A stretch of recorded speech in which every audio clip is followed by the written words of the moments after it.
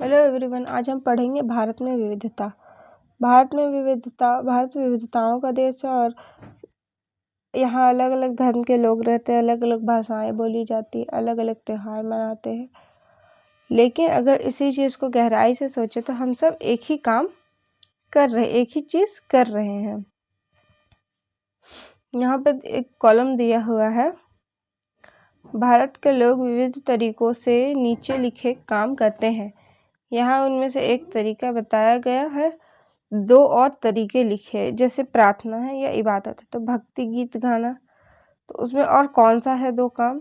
शादी करना, अदालत के रजिस्टर में दस्तखत, ये हर कोई करता है। जैसे हिंदू है तो वो भी करता है, मुसलमान है तो वो भी करता है।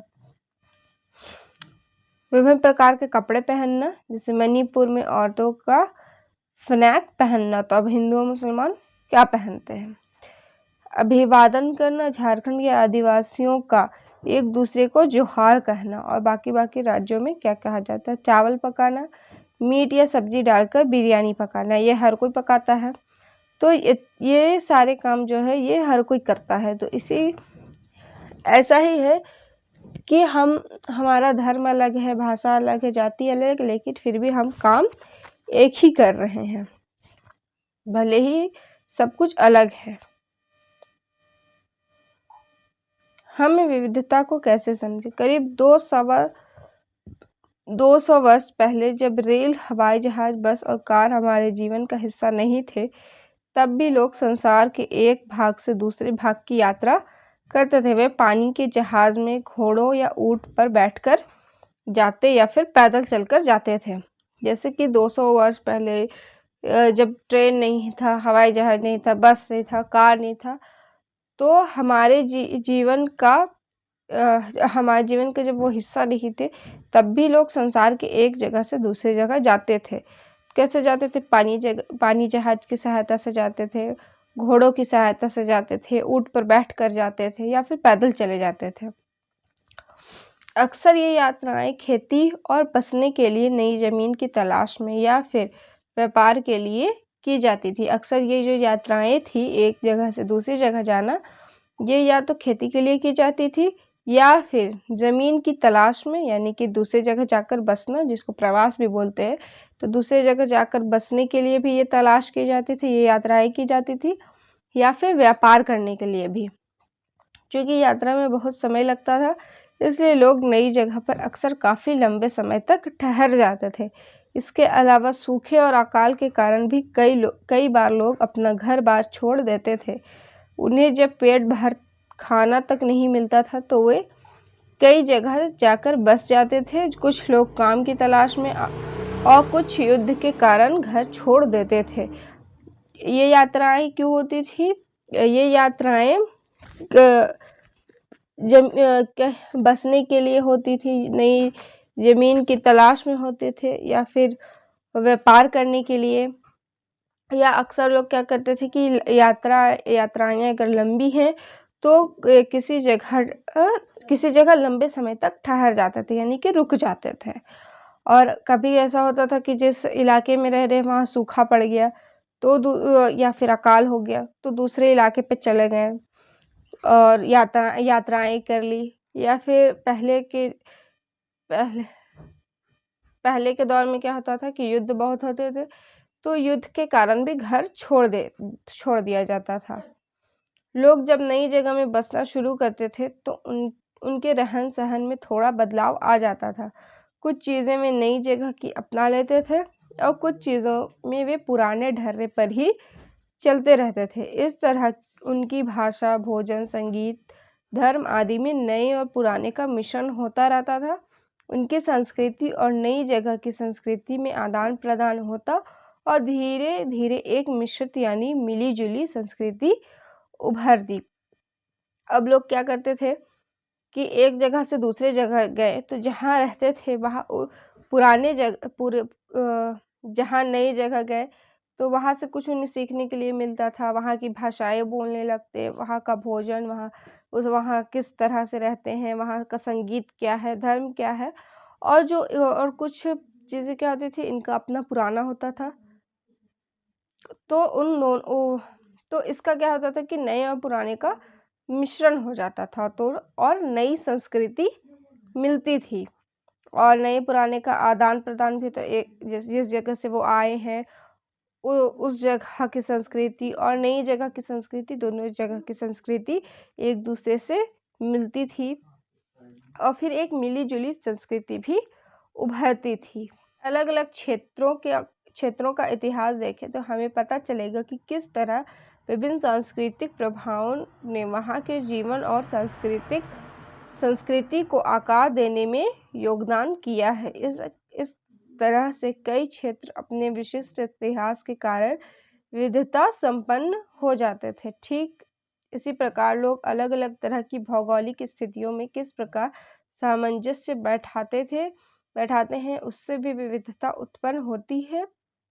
उदाहरण के लिए समुद्र के पास रहने में और पहाड़ी इलाकों में रहने में बड़ा फर्क है। जैसे अगर हम समुद्र के इलाके में रह रहे हैं तो वहाँ का रहन सहन अलग होगा और पहाड़ी इलाके का रहन सहन अलग होगा।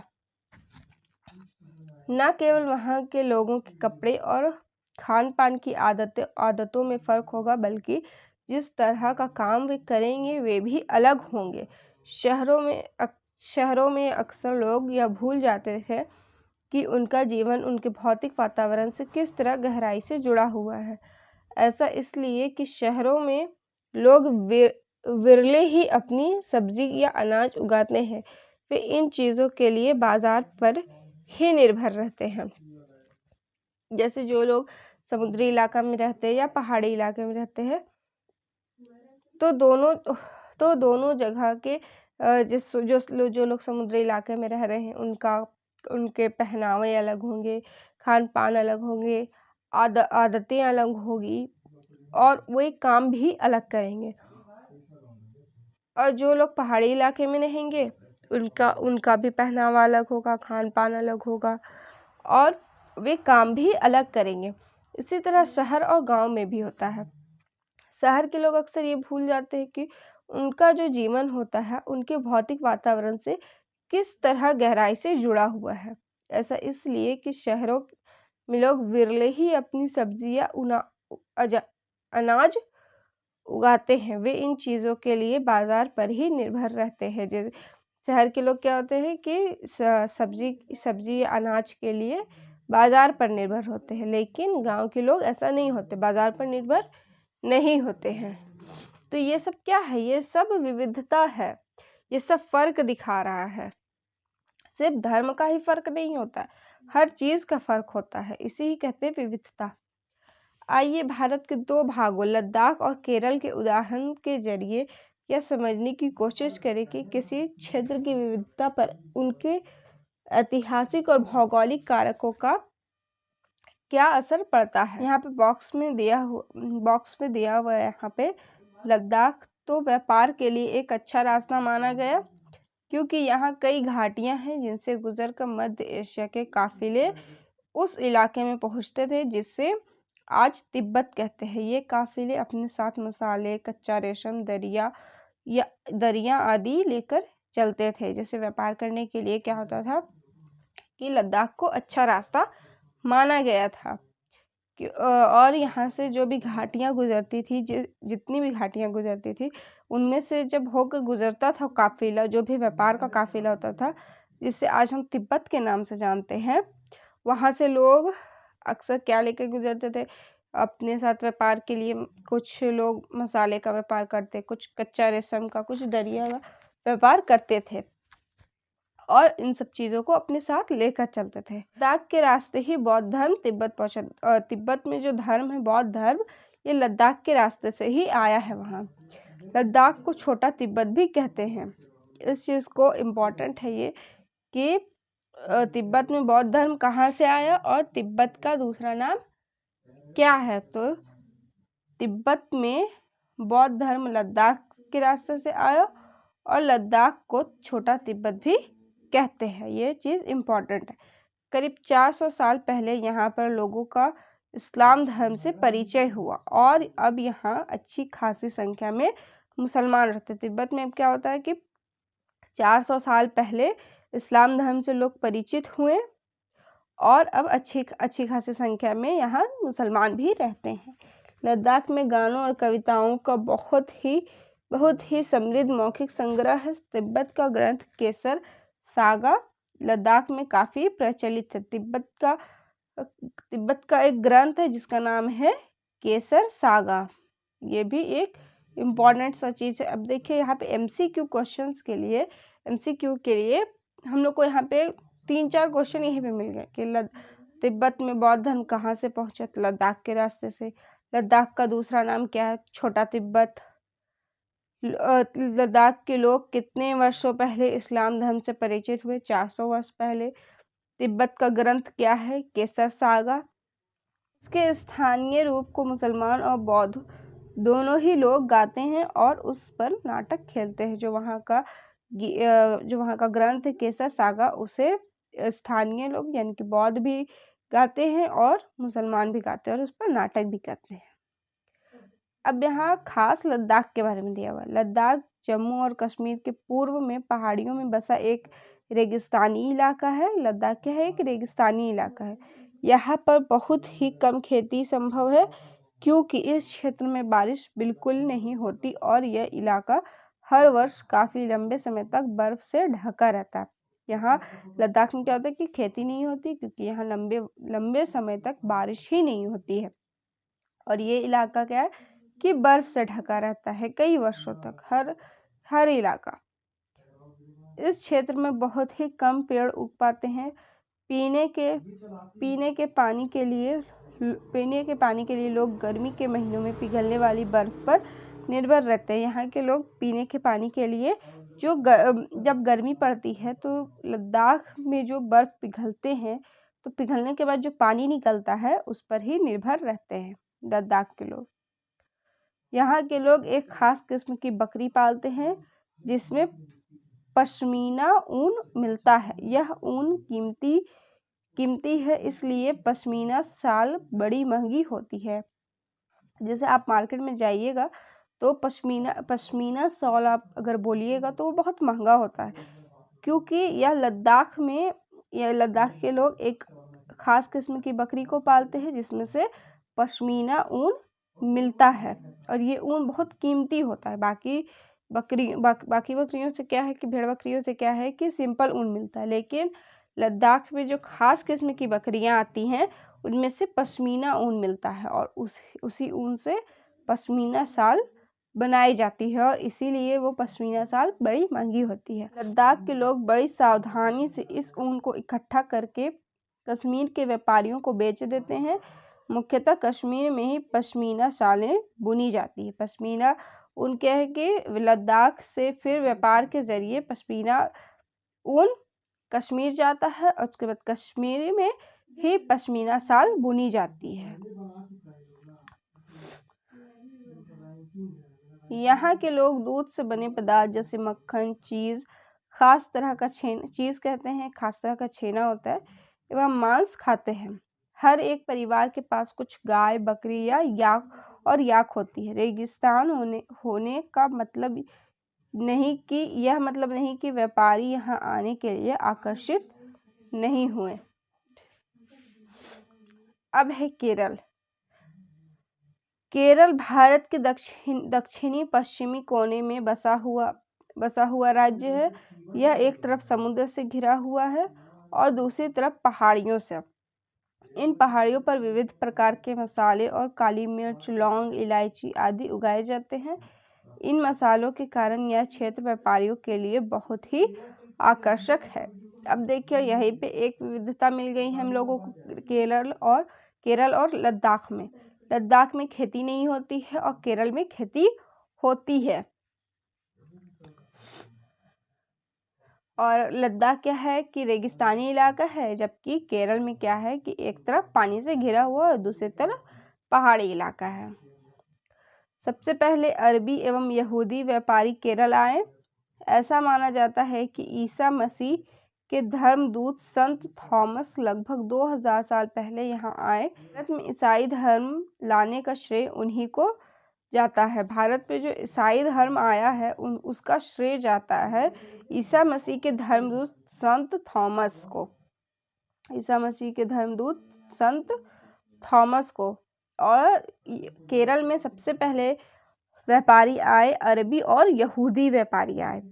और उसके बाद फिर ऐसा कहा जाता है कि ईसा मसीह के जो धर्मदूत थे, यानी कि जो गॉड थे, संत थॉमस, ईसा मसीह के जो धर्मदूत थे संत थॉमस लगभग 2000 साल पहले केरल आए थे और भारत में यही ईसाई धर्म को लाए हैं। यानी कि इस भारत में ईसाई धर्म लाने का श्रेय जाता है संत थॉमस को।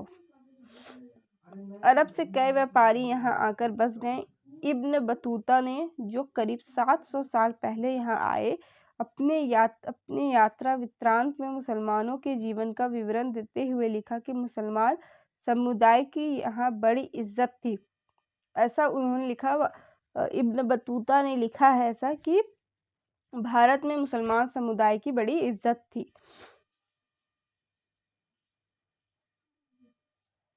वास्को डी गामा पानी के जहाज से यहाँ पहुंचे तो पुर्तगालियों ने यूरोप से भारत तक का समुद्री रास्ता चला। जब वास्को डी गामा जहाज के जरिए यहाँ पहुंच गए, भारत पहुंचे, भारत की खोज जब वास्को डी गामा ने किया तो पुर्तगालियों ने क्या किया कि यूरोप से भारत तक का समुद्री रास्ता जान गए। इन सभी ऐतिहासिक प्रभावों के कारण केरल के लोग विभिन्न धर्मों का पालन करते हैं, जिनमें यहूदी, इस्लाम, ईसाई, हिंदू एवं बौद्ध धर्म शामिल है। चीन के व्यापारी भी केरल आए।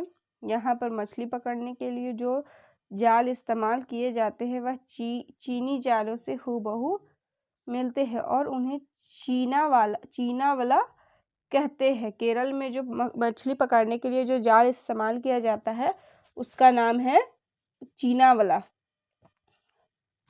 और ये बिल्कुल चीनी जालों से हूबहू मिलता है। तलने के लिए लोग जो बर्तन इस्तेमाल करते हैं उसे चीना चट्टी कहते हैं।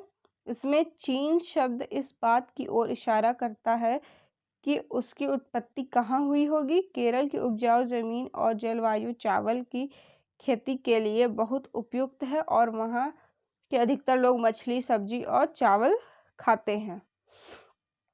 अब यहाँ हमें पहला तो हमें केरल और लद्दाख में भौगोलिक विविधता मिल गई कि वहाँ दोनों का जलवायु बिल्कुल अलग है और दोनों का इतिहास भी बिल्कुल अलग है। जहाँ केरल की भौगोलिक स्थिति ने मसालों की खेती संभव बनाई, वहीं लद्दाख की विशेष भौगोलिक स्थिति और ऊन ने व्यापारियों को अपनी ओर खींचा। केरल में क्या होता है कि मसालों का व्यापार होता है और लद्दाख में ऊन का व्यापार होता है। दोनों जगह की सांस्कृतिक जीवन भी अलग है। दोनों का सांस्कृतिक जीवन उसके इतिहास और भूगोल से प्रायः गहरा रिश्ता है। विविध संस्कृतियों का प्रभाव केवल बीते हुए कल की बात नहीं है। हमारे वर्तमान जीवन का आधार ही काम के लिए एक जगह से दूसरी जगह जाना है। हर एक कदम के साथ हमारे सांस्कृतिक रीति रिवाज और जीने का तरीका धीरे धीरे उस नए क्षेत्र का हिस्सा बन जाते हैं जहां हम पहुंचते हैं। ठीक इसी तरह अपने पड़ोस में हम अलग अलग समुदायों के लोगों के साथ रहते हैं। अपने रोजमर्रा के जीवन में हम मिलजुल कर काम करते हैं और एक दूसरे के रीति रिवाज और परंपराओं में घुल मिल जाते हैं। हमारे वर्तमान जीवन का आधार ही काम है, जिसके लिए लोग एक जगह से दूसरी जगह जाते हैं। हर एक कदम के साथ हमारे संस्कृति, रीति रिवाज और जीने का तरीका धीरे धीरे उस क्षेत्र का हिस्सा बन जाते हैं। जिस क्षेत्र में हम जा रहे हैं, हमारे रहने सहने का तरीका, हर कुछ उस क्षेत्र का एक हिस्सा बन जाता है। ठीक इसी तरह होता है कि जब हम अपने आस पड़ोस में देखते हैं तो अलग अलग समुदाय के लोग रहते हैं, तो हम अपने आस पड़ोस से भी, हम अपने क्षेत्र से भी घुल मिल जाते हैं। जबकि हमारा समुदाय क्या होता है, अलग होता है, उसके बावजूद भी हम मिल जाते हैं। अब हम कल पढ़ेंगे विविधता में एकता। हमारा कल का टॉपिक होगा विविधता में एकता। अगर आप लोगों को इतना में अगर कुछ भी समझ में नहीं आया होगा तो आप मुझे कमेंट सेक्शन में कमेंट कर सकते हैं, और कल हम पढ़ेंगे विविधता में एकता। Thank you.